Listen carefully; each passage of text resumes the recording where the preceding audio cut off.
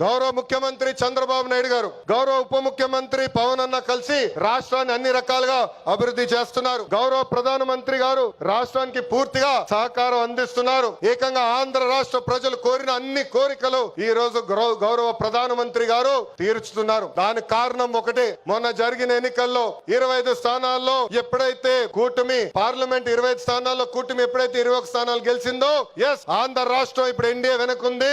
ఆంధ్ర రాష్ట్రం ఎన్డీఏకి కట్టుబడి ఉంది. అందుకే ఆంధ్ర రాష్ట్రానికి అన్ని చేస్తానని అడుగు వేశారు మన గౌరవ ప్రధానమంత్రి నరేంద్ర మోడీ గారు. ఇప్పుడు మనం చేయాల్సింది ఒకటి ఉంది, ప్రజలకు దగ్గర అవ్వాలి. అహంకారం ఈగో పక్కన పెట్టుకోవాలి. అహంకారం ఉంటే ఏమవుతుందో మనందరం చూసాం. 151 సీట్లు ఏమైంది? 151 సీట్లు ఏమైంది? 11 అయ్యాయి. అందుకే నేలపై ఉండాలి, ప్రజలకు సేవ చేయాలి.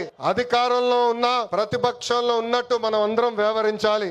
చిన్న కుటుంబంలోనే సమస్యలు ఉంటాయి. 3 పార్టీలు కలిసినప్పుడు చిన్న సమస్యలు రావటం సహజమే. ఈగోలు పక్కన పెట్టండి, అందరం కలిసి పనిచేద్దాం. విడాకులు, మిస్ ఫైర్లు, క్రాస్ ఫైర్లు ఎట్టి పరిస్థితుల్లో జరిగేదానికి లేదని ఈ సభాముఖ కార్యకర్తలందరికీ నేను తెలుపుతున్నా. ఈ మహానాడు వేదికగా ఒక ముఖ్యమైన విషయం ఆంధ్ర రాష్ట్ర ప్రజలకి నేను చెప్పదలుచుకున్నా. ప్రభుత్వ కొనసాగింపు చాలా చాలా అవసరం. ఒక రాష్ట్రం అభివృద్ధి చెందాలంటే ప్రభుత్వం కొనసాగించాల్సిన అవసరం చాలా ముఖ్యం. 2014లో కట్టుబట్టలతో మన ప్రయాణం ప్రారంభించాం. 2014 నుంచి 19 వరకు సంక్షేమ అభివృద్ధి జోడి ఎద్దుల బండిలాగా మనం నడిపించాం. 2019లో విధ్వంస పాలన వచ్చింది, విధ్వంస ప్రభుత్వం వచ్చింది, ఒక సైకో ముఖ్యమంత్రి అయ్యాడు. దానివల్ల ఆంధ్ర రాష్ట్రం 30 సంవత్సరాలు వెనక్కిపోయింది. ఆంధ్ర రాష్ట్రం చాలా ఇబ్బంది పడింది. ఒక్కసారి ఆంధ్ర రాష్ట్ర ప్రజలు ఆలోచించాలా. గుజరాత్ లో బీజేపీ వరుసగా 7 సార్లు గెలిచింది. ప్రభుత్వ కొనసాగింపు వల్ల ఈ రోజు గుజరాత్ లో అన్ని రంగాల్లో వాళ్ళు అగ్రస్థానంలో ఉన్నారు.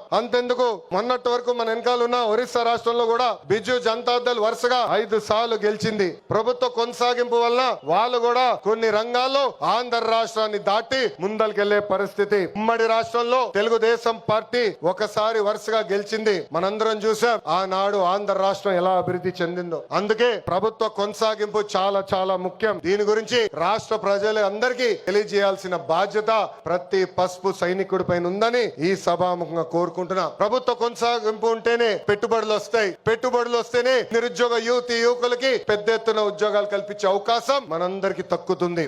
చూసారు కదండి. మరి ఈ వీడియో కనుక మీకు నచ్చినట్లయితే ఒక లైక్ కొట్టేసి మీ అభిప్రాయాన్ని కూడా కామెంట్ బాక్స్ లో తెలియజేస్తూ ఇలాంటి ఇంట్రెస్టింగ్ అప్డేట్స్ కోసం మా ఛానల్ ని సబ్స్క్రైబ్ చేసుకోండి.